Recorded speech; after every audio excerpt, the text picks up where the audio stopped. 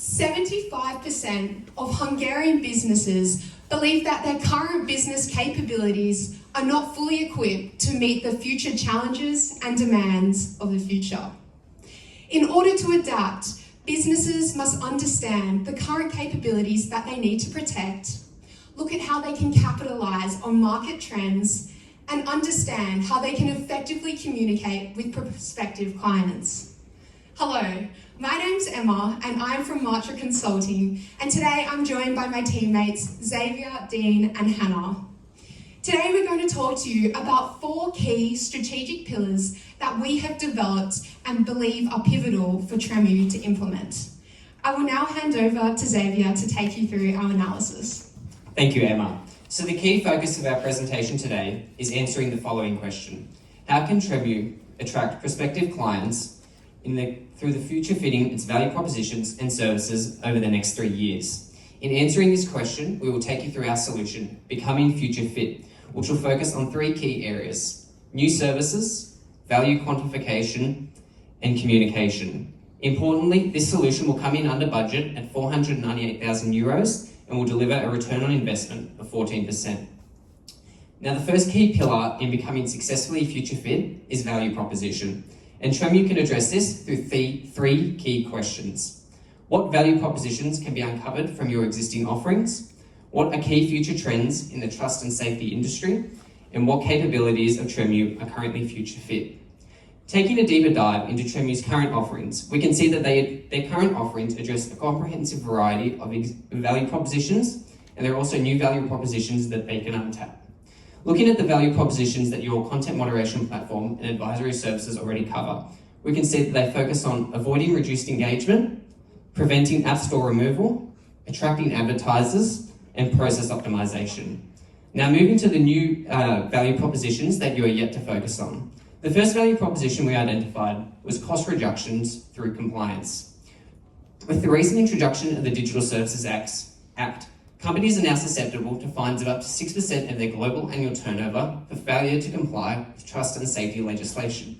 Tremau can help these companies through their content moderation platform, thereby reducing potential susceptibility to high fines. The second value proposition was ability to generate increased revenue.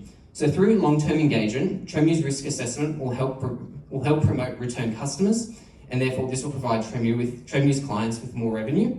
The third value proposition we identified was a stronger brand reputation through investor confidence. So Tremau's red teaming services, which essentially simulate real-world hacks, basically will help companies identify any potential gaps in their services, and this will help fuel investor confidence as there'll be no concerns about data security breaches or privacy breaches, and thereby this presents Tremau's clients with new sources of equity financing. And then an ethical culture which reduces HR costs. So what we mean by this is that 46% of employees have said that they would prefer to work for an ethical company rather than simply receiving a higher wage. So by employing Tremau services, companies can both ensure that they are legally compliant and ethically compliant, thereby reducing any potential human resourcing costs such as employee turnover. Moving on to the key trends that Tremau must address to become future fit. We identified 3 key future trends: the rise of user-generated content, consumers desiring safer, more moderated platforms, and the global expansion of digitalized platforms. Looking at the rise of user-generated content. User-generated content just refers to anything created by people and not brands. So content, posts, likes, and even reviews. And in terms of capitalizing on this trend, this presents Tremau with an opportunity to become a market leader in a niche area of user-generated content like reviews advisory. As we can see, Tremau already addresses the consumers desiring more moderate platforms with the Nemo by Tremau end-to-end content moderation platform. And then in terms of the global expansion of digitalizing platforms, these rapidly digitalizing markets present Tremau with a wide prospective client base. Now, looking at how we can actually capitalize on these trends through solutions. So to capitalize on the rise of user-generated content and the growth of digital platforms, we evaluated 4 solutions and found that solutions 1, the expansion of your advisory service line into reviews advisory, and a new communication strategy to target prospective digital clients as the most valuable. Even though there may be potential budgetary constraints, we believe we can address this through our implementation timeline. And in terms of difficulty quantifying Tremau services, we'll be covering this later in the presentation. I'll now pass over to Hannah, who will take you through our first solution. Thanks, Xavier. I'll now go through our first solution, which aims to maximize looking at these trends and ensure you're capitalizing them for your future. And our solution is to go into reviews advisory. What I'm going to go through is why is this a service that will be demanded in the future, and how can you build expertise in this area to be successful? The opportunities are huge. There is a 14% growth currently in this market, but what do harmful reviews look like? There's two types of harmful reviews: fake reviews and spam reviews, both positive and negative, as well as repeated and bot reviews, offensive and explicit reviews, and malicious links that can occur. We see that is this actually a prevalent situation that customers actually do see it. Let's take this room as a market size. 97%, almost all of this room, factor reviews into their buying decisions. 72% believe that fake reviews have become the norm. 66%, so more than half, believe that fake reviews are a growing problem, showing that it's going to be very impactful in the future and now. And 56% wouldn't even buy a product even if they just suspected there was a fake review. This shows a huge opportunity for Tremau to help their clients which see problems in this area and ensure customers are feeling safe on their platforms. Let's look at a real-world example. TripAdvisor in 2022 had a huge push to help reduce fake reviews on their platform. However, they found there was still more underlying fake reviews, and this has caused them to become irrelevant with customers moving platforms. So how do you enter a market where you currently don't have expertise? There's three ways. You can start from scratch, you can acquire someone in the market, and you can have a strategic partnership or joint venture. We found there was problems with market acquisition as we have $500,000 and it's not feasible with budgetary constraints. And the strategic partnership doesn't align with our long-term goals of being the market leader. So that leaves us to do it ourselves. We're going to do internal recruitment and research and design. This might mean it's a slower implementation, but if you follow these 3 steps, we believe we can fast track this process. They are begin with an internal team, selecting people from current Tremau's capabilities, recruiting externally to complement these services, as well as knowledge building through going to events, creating thought leadership pieces of work, and working towards an algorithm in this area. So this could be what the team looks like, with an internal team, some supporting functions, and some additional skill sets. For example, in Google My Business, which is a very pervasive area of spam online, and an academic researcher in fields. Academics are usually the first to see these trends arise, and through my research, there's been lots of new publishers with these works. So what does this look like for our stakeholders? Looking at these 2 companies, HotelCo and ShopEasy. HotelCo is our current clients. They're in the e-commerce space selling clothing. Tremau currently targets these clients, and so this can look like an add-on service for their reviews as we look at them to purchase clothing or appliances. ShopEasy represents new prospective clients within the tourism industry, an industry Tremau is currently not targeting.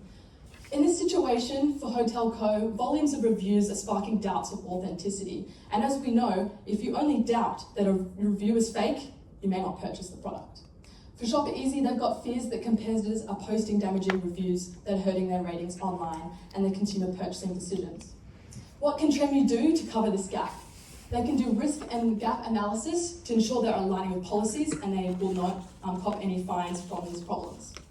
And for ShopEasy, they can advise on how to build robust policies and procedures to ensure that these fake reviews aren't getting through to their platform, as well as empowering their individuals to ensure that their purchasing decisions are not distorted.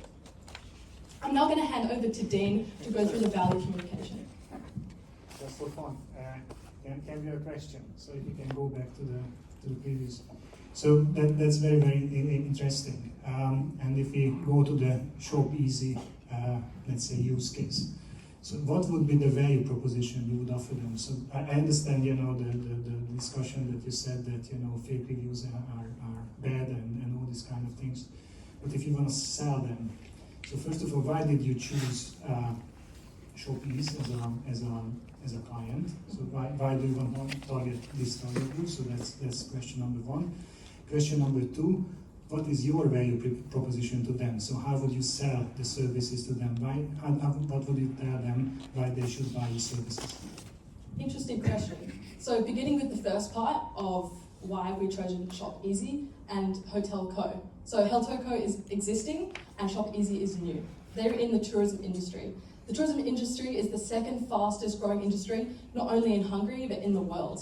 And this reviews in this area is so crucial. When you go to a new place, you look at reviews for restaurants, you look at the reviews for hotels, and it's a very pervasive area which Tremau can have a huge impact. In terms of what value propositions we can give to people like Shop Easy, in this situation, they've got fears that competitors are posting harmful reviews.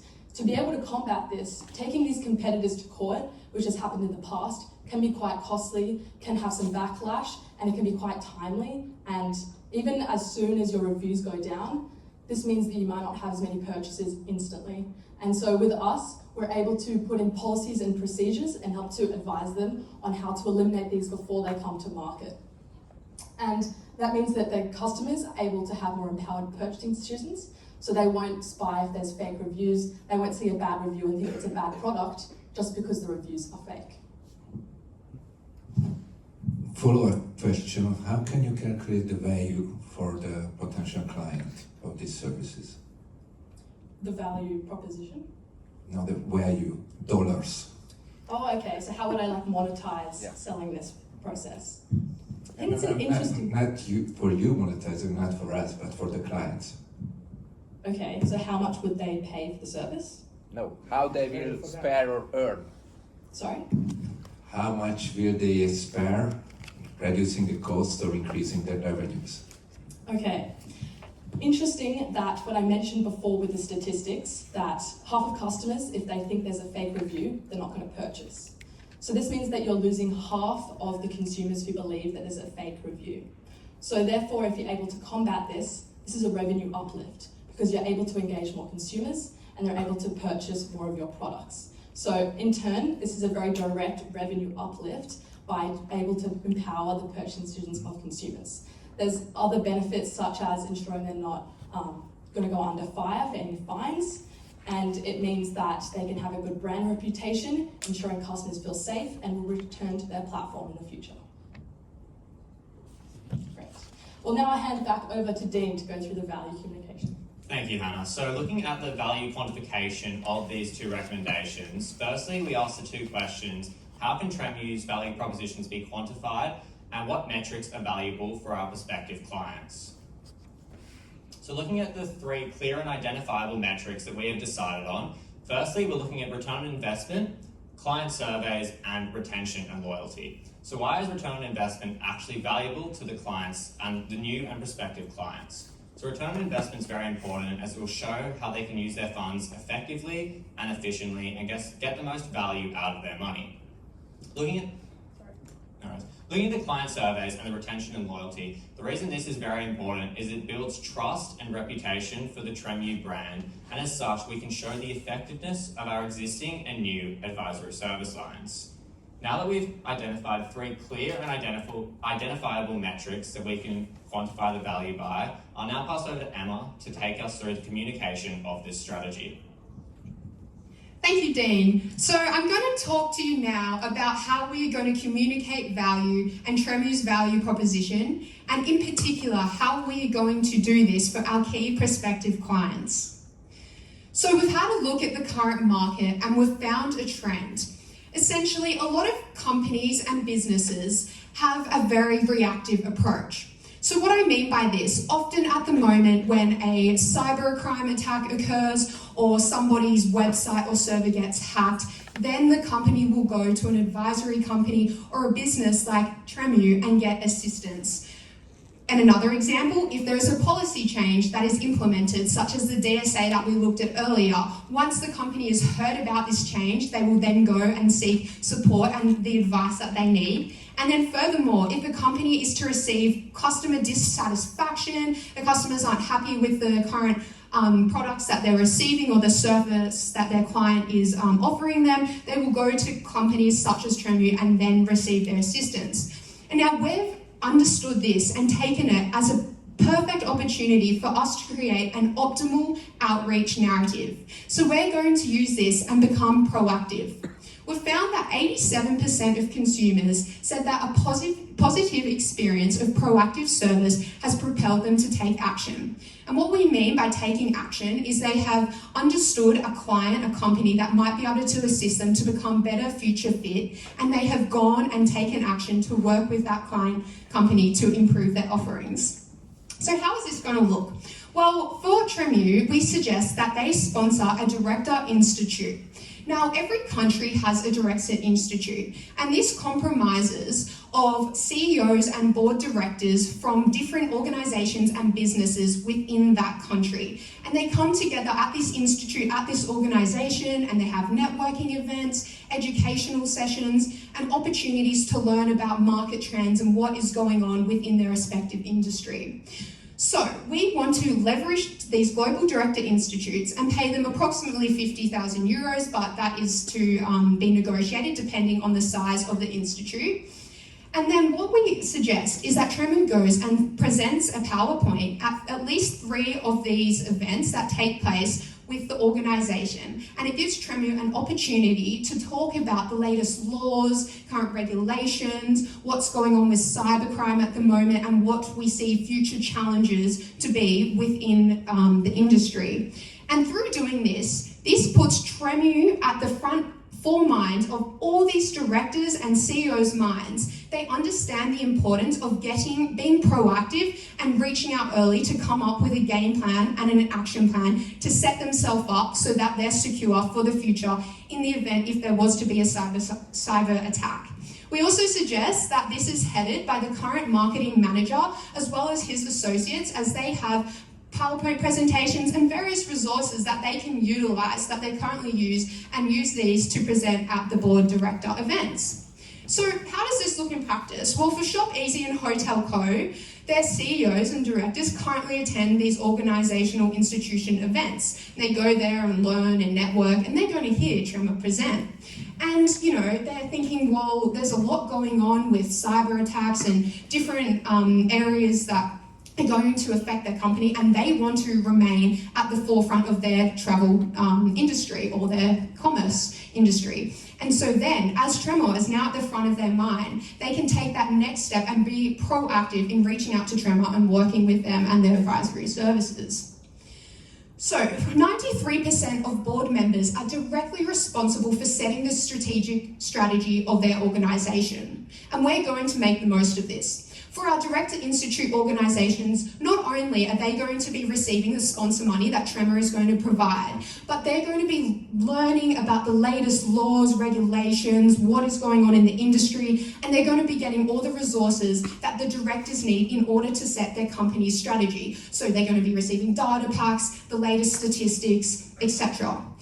Now, for Tremau, it offers a wide range of benefits. Not only is it giving them access to so many prospective clients that they can work with, but it allows the company to differentiate themselves from their competitors and increase their brand visibility, because you are being proactive and you are going out there and sharing your message with your potential clients. It also allows you to showcase your expertise and capabilities. Now, I want to give you an example of where this has proven to be successful.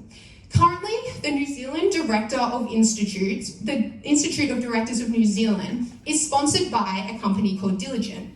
Now, they're a small company of a similar size to Tremau, and they sponsor this institute. And it allows them not only to learn about what the directors are interested in and also teach them about what they work on, but it also means that all the directors that hear their presentations have them at the forefront of their mind. So much so that 78% of the director members of the New Zealand Institute have expressed their concern with areas that are to do with Diligent's offerings, and they have shown potential interest in reaching out and working with Diligent. So we propose that to start off with, that Tremau reaches out and sponsors the European Voice of Directors. They're based in Europe, support 21 different companies, and have 50,000 board directors working with them.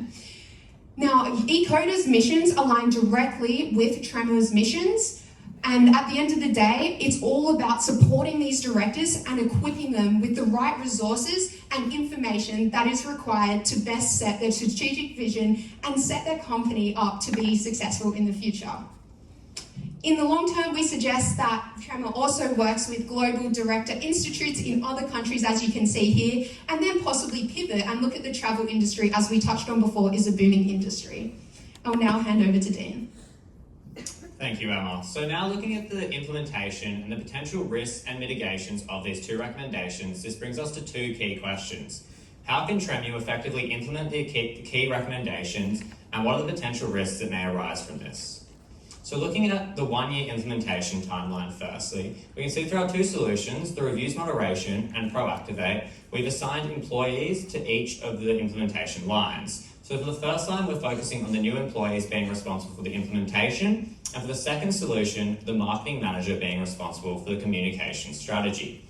Now looking at the first year, for the first solution, we're focusing on the recruitment of industry specialists, forming the leading team, and then planning and goal setting. Now looking at the second solution, it's reaching out and partnering with this director organisation and then planning the key events. And with both solutions, we're focusing and launching the sponsor events and the reviews advisory service within around halfway through the first year to close to the end of the first year.